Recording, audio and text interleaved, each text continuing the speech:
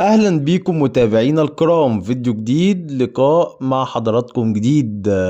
معانا النهاردة معلومة مهمة جدا، معلومة مرتبطة بالاهلي والزمالك وبيراميدز ومشاركتهم القارية، وطبعا الفريق الرابع اللي بيشارك معاك قاريا سواء المصري او اي فريق رابع يعني. ولكن احنا يعني بنلقي الضوء على الاهلي والزمالك وبيراميدز تحديدا لانهم هما الاكثر الفرق المصرية مشاركة في البطولات القارية، وهم بشكل عام كل موسم تقريبا متواجدين في البطولات. خلينا بقى ندخل في موضوعنا عشان ما نطولش على حضراتكم. الموضوع بجد مش هزار، ليه علاقة باحتمالية استبعاد الأهلي والزمالك وبيراميدز من المشاركة في دوري أبطال أفريقيا أو الكونفدرالية خلال الموسم المقبل. مش الموسم ده، لا، الموسم المقبل، بسبب تفصيلة مهمة جدا. الكاف على أعتاب اتخاذ قرارا رسميا.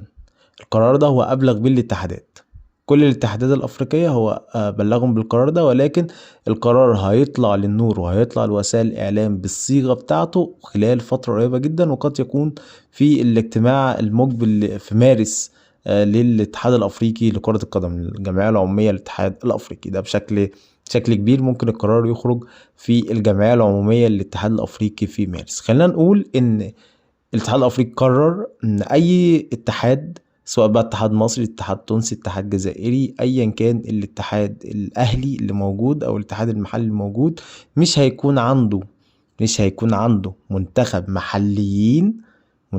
محليين هيتم استبعاده من كل البطولات اللي هو بيشارك فيها. يعني القرار دوت ينطبق على منتخب مصر في أفريقيا، القرار ده ينطبق على مشاركات الأندية المصرية، القرار ده ينطبق على مشاركات منتخبات الشباب والناشئين في مصر في البطولات الأفريقية، وبرضه ينطبق على أي بلد تانية. إذا البلد اللي مش هيبقى عندها منتخب محليين مش هيكون ليها نصيب إن هي تشارك في بطولات الكاف، سواء منتخبات أو أندية. بطولة المحليين اتأجلت، كأس أفريقيا المحليين اتأجلت على ما أتذكر للسنة اللي جاية، لكن في تصفيات تكميلية هتكون في شهر 8 الجاي. إلزاما منتخب مصر هيشارك فيها، إلزاما منتخب مصر هيشارك في البطولة عشان خاطر يتفادى العقوبات اللي هي ممكن تصدر، واللي هي يعني ما فيهاش هزار. الاتحاد الأفريقي لما بيقرر ويخطر الاتحادات يبقى الموضوع ما فيهوش هزار، وهو واخد قراره وخلاص يعني. إذا هيكون في منتخب للمحليين، مش هيكون منتخب مصر للشباب بس هيشارك مؤقتا في البطولة، لأ، هيكون في منتخب محليين بجهاز فني بهيكل بكل حاجة خاص بمصر خلال الفترة اللي جاية.